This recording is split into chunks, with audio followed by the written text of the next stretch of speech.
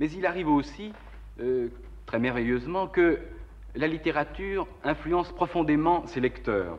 Ainsi l'on dit que si monsieur et madame Johnny Hallyday se sont réconciliés, c'est grâce à Gilbert Cesbron. Voici l'explication.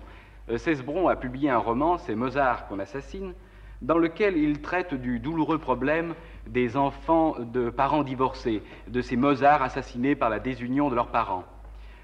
Or, il paraîtrait que Sylvie aurait lu ces Mozart qu'on assassine, et très émue, très touchée, serrant contre son cœur son enfant, elle se serait écriée « Mais c'est David qu'on assassine !» Et c'est ainsi qu'elle aurait fait la paix avec Johnny. On dit de même que si Jo Bouillon a regagné les Milandes où l'attendait Joséphine Baker et ses 13 enfants, c'est aussi après avoir lu ces Mozart qu'on assassine. Mais je ne suis pas du tout d'accord avec la thèse de M. Cesbron. Un psychologue anglais, M. Victor Gürtzel, a étudié ce qu'étaient les parents de 400 hommes et femmes illustres, des écrivains, des hommes politiques, des musiciens, des compositeurs, des peintres, et il a constaté que 80 à 90% des parents de ces génies, des pères et mères de ces génies, eh bien, étaient des gens peu recommandables, des faillis, des ratés, des alcooliques, des fous, le divorce étant un moindre mal.